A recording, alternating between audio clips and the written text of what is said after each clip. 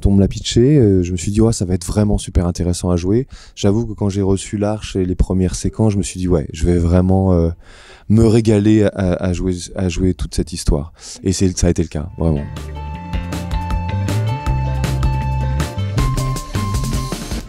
Pas vraiment, j'avoue que je m'étais fait moi une backstory avant d'arriver dans la série pour me dire voilà qui est cet homme, d'où il vient, donc je m'étais un peu construit quelque chose avec ses parents. J'avais un peu forcément construit une part d'ombre avec une relation compliquée c'était plutôt avec sa mère. Du coup quand cette arche est arrivée, je me suis dit bon, je vais réécrire un peu tout ça pour que ça ait du sens. Mais évidemment c'est un peu l'avantage d'une quotidienne, c'est qu'on ne sait pas d'où on vient et on ne sait pas où on va.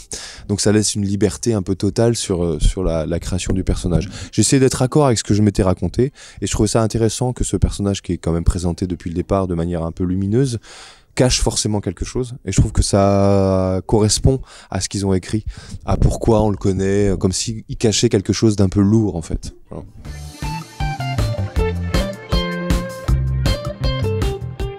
Ouais, grave à fond. Ouais, quand j'étais jeune, j'avais envie d'être prof d'histoire géo, je ne sais pas pourquoi. Je crois qu'il y a un truc qui est pas loin de l'artiste en fait. C'est comme ça d'ailleurs que j'ai travaillé aussi le rôle de François. C'est-à-dire pour moi, un prof dans sa classe, il y a comment essayer de capter son auditoire, c'est-à-dire comment interpeller les gens qui écoutent ce que tu as à partager. C'est la même chose qu'un artiste qui est sur scène en fait. Je sais pas, il y a une position qui est qui est pas évidente en plus, parce que quand même c'est une position particulière de parler devant un public. Faut être honnête, quand t'es au lycée, les ados, est-ce que des fois ils sont passionnés par ce que tu as à leur raconter? C'est pas vraiment simple, donc je pense que c'est la manière dont tu le fais qui d'un coup ils se sentent passionnés par un programme scolaire. Moi je fais le parallèle avec des profs qui m'ont vraiment donné envie d'apprendre des choses de ouf, qui sur le papier franchement c'est pas captivant, mais en fait les profs étaient tellement géniaux qu'ils avaient vraiment, enfin ça te donnait vraiment l'envie d'apprendre et de penser par toi-même et de réfléchir.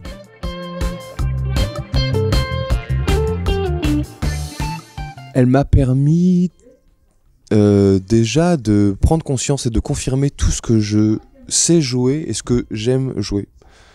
Je sais qu'il y a des comédiens qui ont une palette très large. Moi je sais pas si je suis aussi bien dans le drame que dans la comédie. En tout cas, ce qui est sûr, c'est que j'aime le drame. J'aime le drama. J'aime en fait toutes ces choses-là en fait à jouer, c'est-à-dire ces intrigues où les vrais obstacles ne sont pas les autres, sont pas des obstacles extérieurs, mais des obstacles intérieurs. Et d'un coup, dans cette arche-là, il y avait vraiment ce conflit entre le gamin qu'il était, l'adulte qu'il est devenu, et donc le vrai obstacle, c'est cette tension, cette souffrance, cette douleur, tout ce qui retient.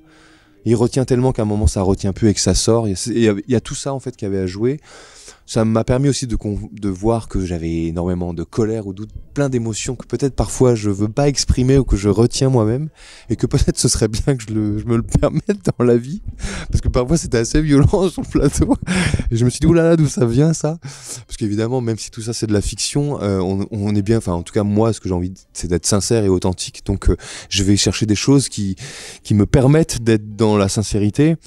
Et je vois bien que j'en avais un peu gros sur la patate et que j'avais besoin d'exprimer ces choses-là. Ouais.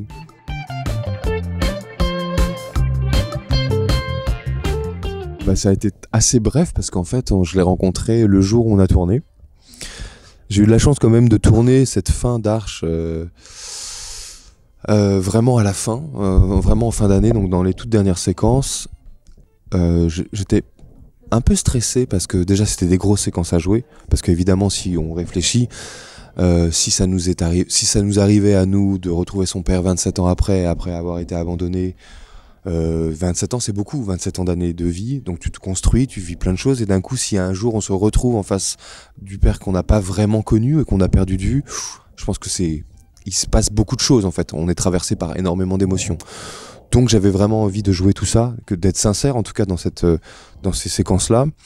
Donc je m'étais bien chargé, et je me disais juste j'espère que ça va le faire avec lui, et qu'on se dise vraiment bah oui c'est son papa quoi. Et ça a été chouette parce que Christian forcément avait aussi toute une idée de la scène, et je pense que tous les deux on avait travaillé chacun de notre côté, et je pense qu'on s'est laissé dépasser par ce qui s'est passé, par cette histoire entre ces deux personnes. il y a des obstacles, hein, ça s'est pas passé. Tiens, t'es mon papa, ah oui, je t'avais perdu de vue. Non, c'est pas ça, hein. Évidemment, il y a des certaines obstacles et des enjeux. Ça a été une journée très forte avec beaucoup d'émotions. Moi, j'étais assez crevé à la fin de cette journée parce que je me suis aussi autorisé à être dépassé par cette situation. Et d'un coup, je n'étais plus Emmanuel qui joue François, mais j'ai le sentiment vraiment d'avoir retrouvé mon père ce jour-là.